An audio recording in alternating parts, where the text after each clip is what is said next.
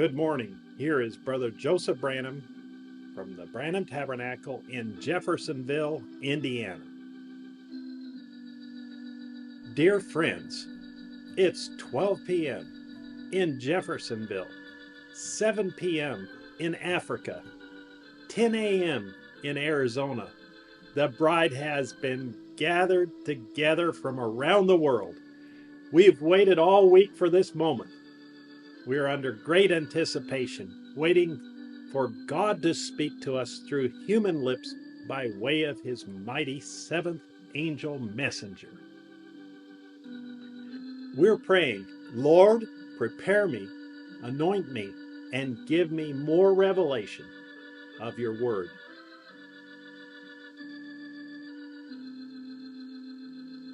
We are satisfied, for we know assuredly that the prophet and the prophet alone has the words of life for this hour. We might not be able to explain it all, but we know we believe every word and are resting on it.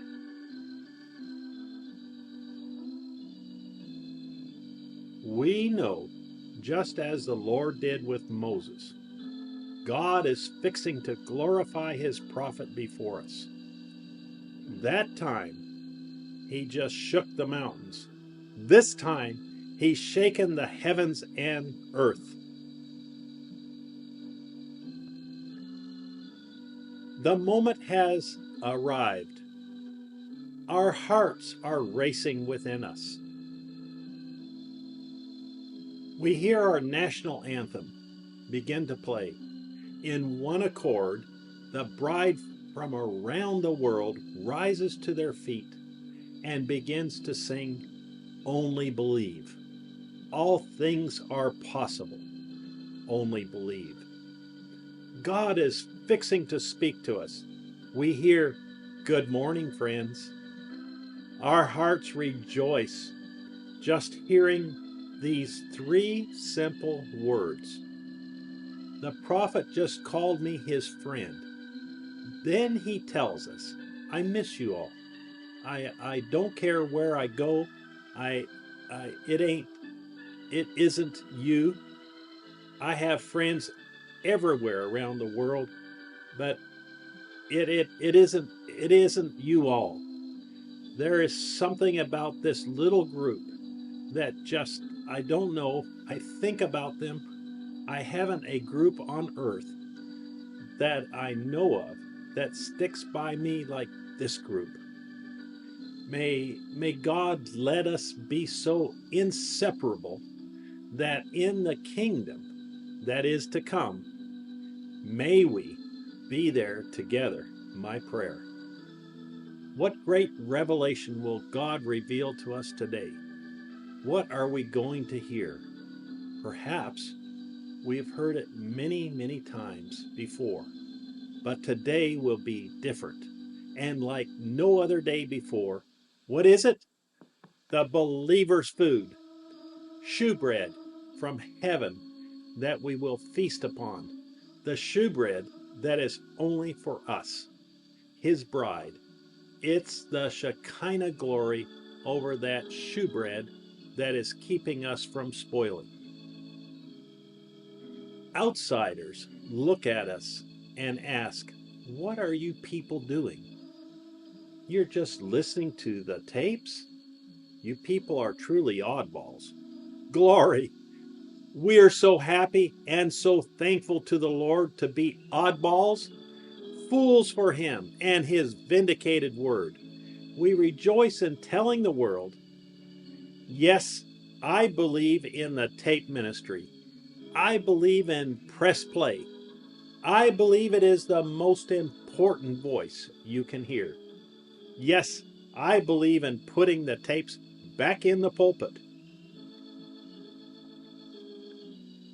When the veil of traditions has been removed, you can see that God is still God of his word. He still keeps his word. He is the God, author of his word. No matter what anybody else does or says, We believe it, and then we act upon it. If you don't do it, then you don't believe it. You're not behind the veil. That veil belongs to one person. That message is one. I hope and trust that you have had a spiritual understanding of what that God has been trying to get over to the church without saying it right out, see? It's a thing. Sometime we have to say things in such a way that it might thin down. It might bring some to go out, some to leave, and some to ponder over. But that's done purposely. It must be done that way. The word was revealed to God's prophet. There isn't a group, the Pharisees or the Sadducees, or a certain sect or a clan. It is the prophet. God got one man. He didn't get 2 or 3 different minds. He took one man. He has the word, and he alone. Then it might be that some would say, you mean God would purposely do a thing like that? He certainly did. He does yet. Like they said hundreds of years ago, we hear the same thing today, but there are other men here that God has called. That is true. And as long as they follow and go along, amen. But when one tries to step up and take God's position that God gave to our prophet, which he predestinated and ordained to do that job, we have to stay with the vindicated word, the voice of God for our day. Notice, death to stay away from it now. You must go into it through this veil, or you won't. How God could have mercy on them, but remember what it was that God is manifesting, what was behind that veil. Watch what was behind the veil, the Word. What did it veil? The Word. What was it? It's in the ark. It was the Word that veil hid, see? And Jesus was that Word, and he is that Word, and the veil of his flesh hid. To us, it's a manifestation. It is no more a word, it's a reality.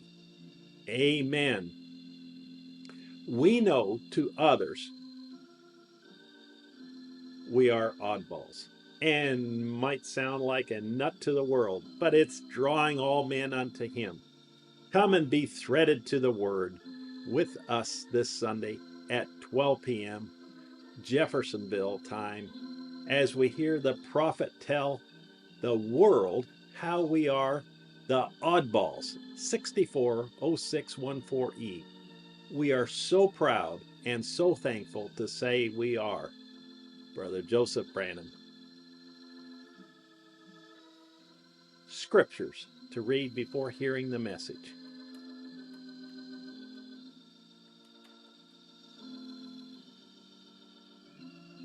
The first epistle of Paul the Apostle to the Corinthians, chapter 1. For the preaching of the cross is to them that perish foolishness, but unto us which are saved it is the power of God. For it is written, I will destroy the wisdom of the wise, and will bring to nothing the understanding of the prudent. Where is the wise? Where is the scribe? Where is the disputer of this world? Hath not God made foolish the wisdom of this world? For after that in the wisdom of God the world by wisdom knew not God, it pleased God by the foolishness of preaching to save them that believe. For the Jews require a sign, and the Greeks seek after wisdom. But we preach Christ crucified, unto the Jews a stumbling block, and unto the Greeks foolishness. But unto them which are called, both Jews and Greeks, Christ the power of God and the wisdom of God. Because the foolishness of God is wiser than men, and the weakness of God is stronger than men. The second epistle of Paul the Apostle to the Corinthians.